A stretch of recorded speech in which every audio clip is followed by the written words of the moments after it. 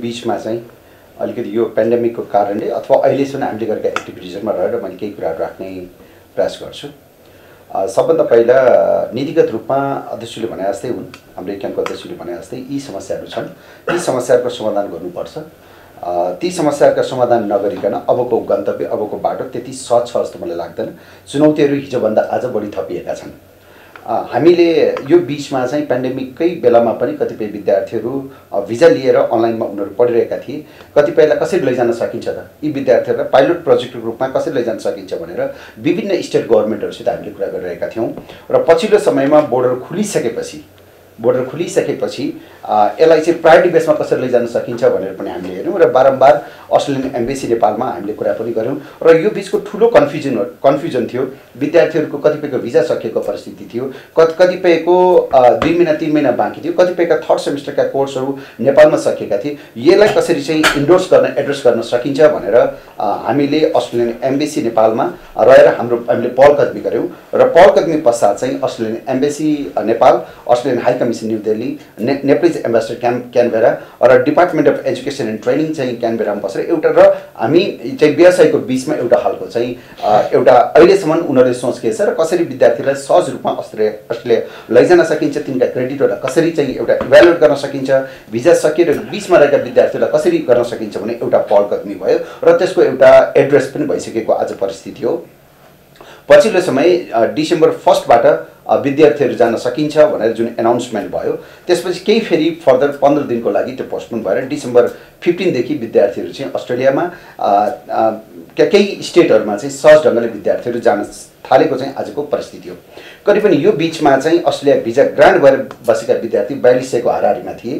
ती 4200 विद्यार्थीहरू चाहिँ अहिले लगभग अन्तिम अवस्थामा छन्। प्राय विद्यार्थीहरू ट्राभल गरिसकेको आजको परिस्थिति हो। तर यति हुँदाहुँदै पनि विभिन्न खालका भाइरसका विभिन्न खालका रूपहरूको कारणले चाहिँ फेरि पनि अझै कन्फ्युजनको अवस्था छ। तर मलाई लाग्दैन नेपाल, मूलत अस्ट्रेलियाले चाहिँ नेपाल तेस्रो कन्ट्री हो जहाँबाट बढी मात्रामा विद्यार्थीहरू जान्छन्। पहिलो चाइना, दोस्रो इन्डिया र नेपाल तेस्रोमा छ। र यसले अहिले तत्कालै यसरी बन्द हुन्छ भन्ने परिस्थिति चाहिँ छ जस्तो मलाई लाग्दैन। तर त्यो रूप चाहिँ अलि बढ्यो भने नौला भन्ने पनि छैन, केही खालका अन्यलहरू छन्। यो पेन्डेमिकको कारणले यो मात्रै एउटा व्यवसाय होइन, परामर्श क्षेत्र मात्रै होइन, सबै ठाउँमा यसको इम्प्याक्ट परेको छ र केही खालका लङ रनमा अहिले नै एउटा स्ट्राटेजी बनाएर जाने परिस्थिति चाहिँ छैन।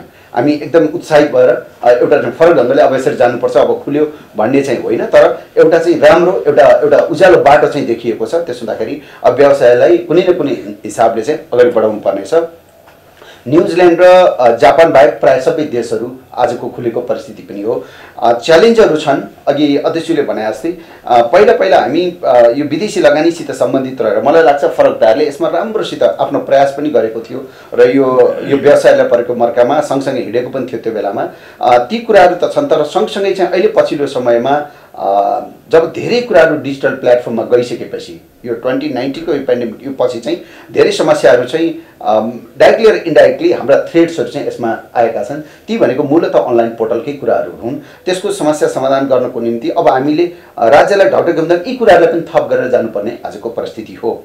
तर चाहिँ एउटा चाहिँ कस्तो भन्दाखेरि र यो पेन्डेमिकको कारणले फेरि व्यवसायलाई केही ढङ्गका फरक खालका हामीमा सोच पनि आएका छन्। अझ म त भन्ने पनि गर्छु, हाम्रो ओभरअल वर्किङ मोडालिटी अथवा धेरै कुराहरूमा एउटा डिजिटल मुभमेन्टै भएको छ। पहिला चाहिँ यस्तो खालको केही थिएन। एउटा बच्चाले आज प्ले ग्रुपमा पढ्ने बच्चा पनि आज अनलाइन पोर्टलबाट उसले पढिरहेको छ। ऊ मात्रै त्यसबाट युज टु भइरहेछन्, उसको प्यारेन्ट्स पनि अहिले अपडेटेड भएको आजको परिस्थिति हो। त्यसो हुँदाखेरि यसका पोजिटिभ पक्षहरू पनि छन्। तर अब इभन व्यवसायीहरूले यस्तै थ्रेड्सहरू, यस्तै चाहिँ प्रब्लमहरूभित्र पनि एउटा अपर्च्युनिटिज आफूले क्रिएट गरेर लैजानु पर्ने पनि त्यो दायित्व हो। त्यसो हुँदाखेरि त्यसरी जानुपर्छ जस्तो मलाई लाग्छ। समस्या छन्, तर समस्या भयो भन्दैमा एकदम आत्तिहाल्नुपर्ने परिस्थिति छैन। अब यसले हामीलाई धेरै आफूलाई पनि एउटा सेल्फ अडिट गर्ने पनि यो 2 वर्षले हामीलाई त्यो पनि सिकाएको छ जस्तो मलाई लाग्छ। त्यसो हुँदाखेरि आफूले सेल्फ अडिट गर्दै आफ्नो बिजनेस प्लान अथवा एक्टिभिटिजहरूलाई अगाडि बढाउनुपर्छ जस्तो चाहिँ मलाई लाग्छ। हामीलाई मान्छेले हामी कहाँ श्रम मन्त्रालय छ, तर हामी कहाँ मानवीय संसाधन मन्त्रालय छ कि छैन, ह्युमन रिसोर्स चाहिँ मिनिस्टर छ कि छैन, एकचोटि त्यहाँबाट हेर्न थालौँ। अब हामीसित श्रम मन्त्रालय छ। श्रम मन्त्रालयले के सोचिरहेछ भने मैले विदेशमा यही फ्री टिकट र फ्री यसको चक्करमा उसले कति गर्व गरेर भनिरहेछ, त्यो एउटा पाटो हेरौँ। तर जहाँनिरबाट हामीले आफ्नो ठाउँबाट एज अ इक्यानको अथवा यो विदेशमा अध्ययनका निम्ति पठाउने परामर्शदाताको हिसाबले हेऱ्यौँ भने चाहिँ रेमिटेन्सको कुरा अघि उठाए जसरी हामीलाई लाग्छ 2018 को रेमिटेन्सको डेटा हेऱ्यौँ भने राष्ट्र ब्याङ्कले 3 सदस्यीय एउटा कमिटी गठन गरेको थियो। त्यो 3 सदस्यीय कमिटी गठनको रेकर्ड हेऱ्यो भने आज चाहिँ जति पनि मान्छेहरू मेन पावरबाट गएका मान्छेहरूले पठाएको रेमिटेन्स भन्दा बढी मात्रामा चाहिँ जहाँ चाहिँ मेन पावर अथवा वर्क परमिटमा जान पाइँदैन ती देशबाट पठाएको रेमिटेन्स बढी छ। त्यो भनेको 1 नम्बर चाहिँ अमेरिका छ, 2 नम्बरमा चाहिँ बेलायत छ, 3 नम्बरमा अस्ट्रेलिया छ र 4 नम्बरमा जापान छ।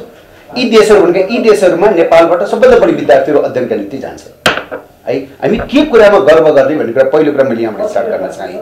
र यो कुरा किन भइरहेछ त भन्दाखेरि चाहिँ यो मुलुकको सबभन्दा ठुलो एन्टरप्रेन्योर भनेको चाहिँ अर्थ मन्त्रालय। आज जसको चाहिँ वर्षको भनौँ न वर्षमा उसले 5% पनि उसले टोटल विकास बजेट खर्च गर्न नसकेको आज परिस्थिति हो। अनि यहाँ कसरी रोजगारी सिर्जना हुन्छ हैन? हामीले बडा राष्ट्रवादको कुरा गर्ला, राष्ट्रियताको धेरै कुरा गर्ला, तर लिड पोस्टमा बसेका ठाउँमा हेर्नु 5%, मलाई लाग्छ अहिले 4% पनि पुगेको छ कि छैन यो वर्षको। हामीले हेर्यो भने 5% बिलो 5% मा आज डेभलपमेन्ट बजेट खर्च भइरहेको छ। अब जब बजेट खर्च हुँदैन भने यहाँभित्र कसरी चाहिँ रोजगारी सिर्जना हुन सक्छ? दोस्रो कुरा, तेस्रो कुरा चाहिँ अघि हामीले कुरा गऱ्यौँ, हामीले एउटा ब्रेन ड्रेनको आरोप लाग्छ होइन? अघि हाम्रो इक्यानको अध्यक्षले भने जस्तै फर्स्ट हाम्रो फेयरबाट हामीले स्टार्ट गरेको हो नेपाललाई एजुकेसन हब बनाउन सकिन्छ भनेर। हाम्रो साथीभाइका बिचमा एउटा हाँसी मजाक हुनुहुन्थ्यो, इक्यानले चाहिँ नेपाललाई एजुकेसन हब बनाउने रे अरूले चाहिँ विदेश पठाउने हाम्रो काम भनेर हाँसी मजाक हुनुहुन्थ्यो। तर हामीले बोलेको कुरालाई आधार मानेर नेपालमा रहेका जसले डोमेस्टिक एजुकेसनको चाहिँ प्रमोट गर्छन्, चाहे त्यो हिसान होस् चाहे प्याप्सन होस्, उनीहरूले चाहिँ नेपाललाई एजुकेसन हब बनाउन सकिन्छ भन्ने कुरा बल्ल बोल्न थाले। र हाम्रै पहल कदमीमा एउटा नीतिगत हिसाबले पनि नेपाललाई एजुकेसन हब बनाउन सकिन्छ भनेर मन्त्रालयमा त्यो एउटा नीतिमा पनि हामीले त्यसलाई पार्न सफल भएका छौँ। इट टेक्स टाइम, एकदम टाइम लाग्छ यसलाई, तर यति जादुको छोडी जस्तो तुरुन्तै हुन्छ भन्ने होइन। हिजो यो कुरा सुन्न रुचाउँथेनन् मान्छेहरूले, आज यो कुरा सुन्न थाले, आज नीतिमा पर्न थालेर आज चाहिँ यसलाई एउटा रूपमा चाहिँ एउटा ग्रहण गरेको परिस्थिति छ। अर्को कुरा चाहिँ म भन्छु, विदेश पठाउने कुरा चाहिँ हाम्रो जस्तो मुलुकले चाहिँ विदेश पठाउनु पर्थ्यो। त्यो विदेश यसरी छरिएर भने कि यसलाई नीतिमा बाँधेर राज्यले पनि पठाउनु पर्थ्यो। यसको एउटा इक्जाम्पल दिन्छु। 2006 सम्म चाइना एउटा विकसित मुलुक हो। 2006 मा इन्जिनियरिङ पढ्न किन युरोप र अमेरिकाका राम्रा युनिभर्सिटीहरूमा चाइनाले चाहिँ विद्यार्थीहरू अध्ययनका निम्ति पठाउँथ्यो, अन्डरग्रेडलाई पठाउँथ्यो र मास्टर्सलाई पठाउँथ्यो, रिसर्चलाई पठाउँथ्यो उसले। त्यही विद्यार्थीहरू मलाई लाग्छ 2006 मा फ्रान्समा पढ्ने मात्र डेटा हेऱ्यो भने 2000 विद्यार्थीलाई चाइनाबाट चाहिँ रिसर्च मास्टर्समा चाहिँ इन्जिनियरिङ गर्न पठाएको छ, ब्याचलर छैन। अनि त्यसलाई फिर्ता आफैले गभर्मेन्टले पठाएको छ, लिएर आएको छ र विभिन्न सेक्टरहरूमा डेभलपमेन्टका सेक्टरहरूमा उसले हालेको छ। आज हामीले भुटानको मन्त्रीहरूको लिस्ट हेरौँ, भुटानको मन्त्रीको लिस्टमा हार्वर्ड युनिभर्सिटीदेखि अरू विश्वविद्यालयमा पढेर आएका चाहिँ मन्त्रीहरू छन्, त्यो गभर्मेन्टले पठाएको छ र आज पनि गभर्मेन्टले नै विदेशमा अध्ययनका निम्ति भनेर पठाइरहेको छ। भुटानको कुरा हेऱ्यौँ भने हाम्रो जस्तो मुलुकले टेक्नोलोजी ट्रान्सफरको हिसाबले र अर्को हिसाबले गर्नुपर्ने के हो भने राज्यले नै यसलाई चाहिँ इन्डोर्स गरेर लैजाऊ, हामी चाहिँ नीति बनाऊ, हामीलाई बाँध, हामीले यो गरेर भनिरहेको छौँ। अझ त्यो लेभलमा हुनुपर्ने कुरा हो। यसमा हामीले यो गर्यो त्यो गर्यो आरोपसित जुझेर पनि अगाडि जानुपर्छ क्या। तर यो त संसारभरि यस्तो चिज त हुन्छ त, ट्रेन्ड त हुन्छ त। मैले अहिले पछिल्लो डेटा त मैले हेरेको छैन, मैले त्यो 2011-12 को हेर्दाखेरि अमेरिकाबाट अस्ट्रेलिया पढ्न जाने 13,000 र जापानबाट अस्ट्रेलिया पढ्न जाने 9,000 हो कि उल्टो भयो कि 9,000 र 13,000। यो डेटा चाहिँ जापान र अमेरिकाबाट अस्ट्रेलिया पढ्न जाने थियो। यो कुरालाई रोक्न सकिँदैन होइन, किनभने एजुकेसनलाई रोक्न पनि सकिँदैन। आजकल त हामी सबैसित हरेक टाइममा यो इन्टरनेट र इन्टरनेटको कारणले हामी यति अपडेटेड छौँ कि हामी यहीँ बसेर पनि विदेशको अध्ययन गर्न पनि सक्ला। कतिपय कुराहरू हामी फिजिकली पनि जान्छौँ। त्यो कुराले त्यो सरले भनेको कुराको प्रक्रियाको कुरा हो भन्न खोजेको, कुनै न कुनै हिसाबले विदेशमा अध्ययन हुन्छ होइन, चाहे जुनसुकै प्रक्रिया सरले भनेको एउटा प्रक्रियाको कुरा हो। हामीले नेपाललाई, हामी यस्तो ठाउँमा छौँ, हामीले नेपाललाई चाइनामा त्यत्रो पपुलेसन छ, अरबौँ पपुलेसन छ। त्यो अरब पपुलेसन चाहिँ अमेरिका, अस्ट्रेलिया, बेलायत चाहिँ अरू विभिन्न युरोपियन मुलुकहरूमा इङ्ग्लिस पढ्न भनेर उनीहरू जान्छन् भने त्यही इङ्ग्लिस पढ्न लिएर आउनु पनि त हामी सक्थ्यौँ होला। यसका मोडालिटीहरू फरक हुन सक्छन्, गर्ने तौर तरिका फरकहरू हुन सक्छन्। त्यस हुँदाखेरि त्यो कुराहरूमा चाहिँ पनि त्यस हुँदाखेरि यो जान्दैनन् हुँदैनन् भन्ने कुराहरू भन्दैन। त्यति निराश त्यसरी पनि होइन कि यसलाई यो ढङ्गले लिनुपर्छ भन्ने लाग्छ। अर्को कुरा चाहिँ प्राइभेट सेक्टर, चाहे गभर्मेन्टलाई दोष हामी लगाउँछौँ एउटा पाटो छ, र प्राइभेट सेक्टरलाई आज +2 देखि मास्टर्स लेभलको नेपालभित्रको कुरा गर्ने भने नेपालको +2 एजुकेसन्सलाई यदि कसैले मोडर्नाइज गरेको थियो भने त्यो चाहिँ प्राइभेट सेक्टरले मोडर्नाइज गरेको थियो। आज ट्युमा एउटा बस चल्छ, कुनै सेमेस्टरका प्रोग्रामहरू गभर्मेन्ट कलेजमा, एउटा इक्जाम्पल दिन्छु मैले, BIT भन्ने प्रोग्राम 2टा मात्रै गभर्मेन्ट कलेजमा चलेको छ। अहिले नेपालमा बीआईटी भन्ने प्रोग्राम सबभन्दा हाई डिमान्डिङ प्रोग्राम छ त्यो नेपालको कन्टेक्स्टमा हेर्ने भने। तर एप्लिकेसन कति छ? 300-400 छ। तर त्यही कुरा प्राइभेट सेक्टरलाई दियो भने 300-400ले एप्लिकेसन र 35-35 कि 44-44 सीटको दुईटा सेक्सन मात्रै यहाँ नेपालमा जम्मा दुईटा मात्रै सेक्सन चलेको छ ट्युको एउटा प्रोग्राम चाहिँ। तर त्यही कुरा प्राइभेटलाई दिने बित्तिकै त्यहाँ चाहिँ के भन्छ 3000, 13000 र 23000 गरेर एप्लिकेसनहरू बढ्दै जान्छ।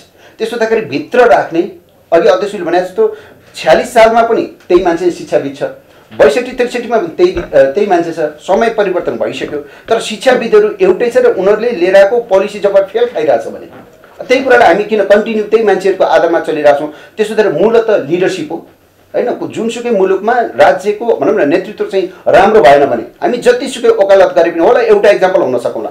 मैले एउटा चाहिँ मानौँ 10,000 विद्यार्थीलाई 1000 विद्यार्थीलाई मैले विदेशबाट लिएर आउन सकौँला होला। यहीँ भएको सेक्टरमा पनि म विदेशमा पठाउँछ भने स्वदेशमा पनि मैले फरक ढङ्गले काम गरेर होला, त्यो सेकेन्डरी कुरा। तर मूलतः चाहिँ डेभलपमेन्टको अथवा कुनै प्रोसेसको ट्रान्सफर्मेसन भनेको एउटा दुईटा एक्जाम्पलरी सेट हुने होला। त्यो एक्जाम्पलरी सेट हुनु पनि जिम्मेवार नागरिक भएको कारणले कन्सल्टेन्सीमा आबद्ध भएका साथीहरूले यो सेक्टरलाई लिड गर्ने कुरा एउटा पार्ट होला। तर त्योसित सँगसँगै नेतृत्व नै हो। यदि नेतृत्वमा त्यो खालको सोच विचार भएन भने चाहिँ हामी जान सक्दैनौँ। भर्खर मात्रै पिसिएलको त्यत्रो सिटहरू अहिले कोल्याप्स हुने आजको परिस्थिति छ हैन। हामीले चाहे पनि गर्न सक्दैनौँ। म अध्यक्ष भएको बेलामा नेपाल सचिव प्रामसङ्घमा म अध्यक्ष भएको बेलामा नि अहिलेको चाहिँ मुख्य सचिव त्यो तत्कालीन परराष्ट्र सचिव हुनुहुन्थ्यो। हामीले चाहिँ हाम्रै पहल कदमीमा सबै एसोसिएसनलाई बोलाएर नेपालमा रहेका प्याप्सन र हिसानलाई पनि बोलाएर हामी विद्यार्थी विदेशबाट लिएर आउँछौँ भनेर अहिले तत्कालीन परराष्ट्र सचिवजीको नेतृत्वमा हाम्रो एउटा कमिटी गठन भयो। ती कहाँबाट लिएर आउन सकिन्छ भनेर स्टार्ट गर्नको लागि चाहिँ जहाँ नेपाली मूलका चाहिँ भाषीहरू बढी छन् त्यो भनेको म्यानमार हुनसक्छ, त्यो भनेको थाइल्यान्ड हुनसक्छ, त्यो भनेको इन्डियाका कुनै ठाउँहरू हुनसक्छ, यहाँबाट लिएर आउँ भनेर एउटा पहिलो बैठक हाम्रो पहल कदमीमा भयो। तर त्यसपछि फर्दर कुरा हुन सकेन। हामीले बारम्बार झकझकायौँ। त्यसो हुँदाखेरि कुनै चिज गर्नु कार्यान्वयन गर्नुभन्दा अगाडि एउटा सपना देख्नुपर्छ। त्यो सपनामा हामीले ड्राइभ गर्न खोजेका छौँ तर ड्राइभ गर्न खोज्दै पनि त्यो ढङ्गले अगाडि नगएको कारणले एकदम निराश भइसक्नु पर्ने हो कि अघि उद्धव सरले भने जस्तो हेप्पी छ व्यावसायिक हिसाबले अबका दिन सुख छन् तर सुखसित सँगसँगै एउटा जिम्मेवार नागरिक भएको कारणले र यहाँ बसेर व्यवसाय प्रवर्धन गर्ने हिसाबले पनि यी गतिविधिहरूलाई पनि लैजानुपर्छ र यस्तो खालको लिडरसिपमा जाने प्रयत्न पनि गर्नुपर्छ भन्ने कुरा पनि उत्तिकै हो जस्तो मलाई लाग्छ। आजको समयमा चाहिँ रोजगारीमा स्पेसली चाहिँ चाहे त्यो कर्पोरेट सेक्टर हेर्नुहोस् चाहे अलिकति स्टार्टअपको सेक्टरहरूमा हेऱ्यो भने चाहिँ यहाँ पढिरहेका विद्यार्थीले नगरेका भन्ने छैनन्। तर विदेशमा अध्ययन गरेर आएका विद्यार्थीहरूले चाहिँ कर्पोरेट सेक्टर र इनोभेसनको सेक्टरमा स्टार्टअपका सेक्टरमा चाहिँ अलि बढी कन्ट्रिब्युट गरेको जस्तो पछिल्लो समयको आँकडा देखिन्छ। र मान्छेहरू विदेश गएर उतै बस्छन् भन्ने छैन। मान्छेहरू फर्किने ट्रेन्ड पनि पहिलाभन्दा सङ्ख्याको हिसाबले अहिले बढेको पनि छ। पहिला मान्छेहरूले ब्याचलर्स पढ्न भनेर जान्थे। आज ब्याचलर्समा कुन सब्जेक्ट पढ्ने, कुन स्पेसलाइजेसन गर्ने, नेपालबाट कस्तो खालको सब्जेक्टमा जाने भन्ने कुराहरू पनि उत्तिकै छ। त्यसो हुँदाखेरि यो विदेशमा अध्ययन गर्न जाने विद्यार्थीले त्यहाँ गएर त्यतै बस्छन् भन्ने कुरा होइन। यसले एउटा कल्चरल एक्सचेन्जको पनि कुरा छ, टेक्नोलोजी ट्रान्सफरको पनि कुरा छ र सँगसँगै उनीहरूले चाहिँ कतिपय देशमा भएका पोस्ट स्टडी वर्कका कारणले फाइनेन्सियल कन्ट्रिब्युसन पनि यो मुलुकलाई गरिरहेका छन्। र त्योसित सँगसँगै अहिले इनोभेसनका सेक्टरमा हिजोको दिनमा भन्दा आजको दिनमा चाहिँ बढी यस्ता खालका विदेशमा अध्ययन गर्न गएका विद्यार्थीहरूले चाहिँ कन्ट्रिब्युट गरेको हामी देख्न पाउँछौँ। र अर्को कुरा चाहिँ अहिले तपाईँले भने जस्तै यो एफडिआईको कुरा गर्नुभयो भने हामीले के भनेका थियौँ भन्दा सुरुका दिनदेखि 2-3वटा कुराहरूमा चाहिँ एफडिआईको नजर अथवा एफडिआई 2-3वटा सेक्टरहरू बाहेक 2-3वटा सेक्टरमा मात्र लिएर आउनुपर्छ भन्ने हाम्रो कुरा हो। जुन देशमा चाहिँ टेक्नोलोजीको हिसाबले, लगानीको हिसाबले, सिप र ज्ञानको हिसाबले, सबै हिसाबले यही मुलुकका नागरिकहरू सक्षम छन् भने ती चिजहरूमा चाहिँ यस्तो खालको एफडिआई जरुरी छैन भन्छौँ हामी। चाहे त्यो टेक्नोलोजीको अभाव भएको ल टेक्नोलोजी छैन भन्ने हुन्थ्यो, लगानीको अभाव थियो भने पनि लगानीको अभाव छैन अथवा चाहिँ नपुगेको कारणले यो एफडिआई लिएर यो भन्नुहुन्थ्यो। जब ती तीनवटै कुराहरूमा यो देशका चाहिँ परामर्शदाताहरू पोख्त छन् भने यो चाहिँ यस्ता खालका सर्भिस सेक्टरहरूमा चाहिँ एफडिआई लिएर आउनु हुँदैन भन्ने ठाउँमा चाहिँ हामी छौँ। र इक्यानले हिजोदेखि त्यो वकालत पनि गरिरहेको छ। र यस्तो सर्भिस सेक्टरमा एउटा इक्जाम्पल म लिन्छु। हामीले एनसेलको ठुलो चाहिँ विवादहरू चाहिँ यो चाहिँ उसको प्रफिटलाई अथवा लैजाने पाटोमा एकदम ठुल्ठुला विवादहरू राज्यको तौरमा नभएको अथवा अर्थ मन्त्रालयसित ठुलो डिस्प्युट भएको हामी पाउँछौँ। किनभने एफडिआई भनेको इन्फ्रास्ट्रक्चरको सेक्टरमा लिएर आएर लगानी गर्ने साँच्चै त्यो देशलाई फाइदा हुन्छ। सर्भिस सेक्टरमा लिएर आउँदा होला केही चाहिँ रिभोल्युसन त त्यसले लिएर आयो होला। नेपाल टेलिकमलाई पनि एउटा कम्पिटिटरको हिसाबले एउटा खालको कम्पिटेन्सी त त्यसले क्रिएट गर्यो होला। तर त्योसित सँगसँगै अब यो सेक्टरबाट लैजाने पैसाको हिसाबले हेऱ्यो भने चाहिँ ठुला समस्याहरू देखिए। अब उनीहरू फर्किने बित्तिकै के भयो, हामी कहाँ हिजो जे भ्याकुम थियो, जे हिजोको पोजिसन थियो त्यही हुने देखियो। त्यसो हुँदाखेरि एफडिआई इन्फ्रास्ट्रक्चरको सेक्टरमा बढी लगानी गर्यो भने मात्रै त्यसले बेनिफिट दिन्छ, फेरि अरूमा लिएर आउनै हुन्न भन्ने चाहिँ होइन। तर चाहिँ यस्तो हाम्रो जस्तो पेसा व्यवसायमा चाहिँ चाहिँ जरुरी छैन भन्ने ठाउँमा चाहिँ हिजो पनि हामी थियौँ, आज पनि छौँ र भोलिसम्म पनि भनौँ न भोलिका दिनमा पनि यसको चाहिँ अन्त्य नहुन्जेली हामी यी कुराहरूमा चाहिँ लाग्छौँ भन्ने कुरा पनि राख्न चाहन्छु।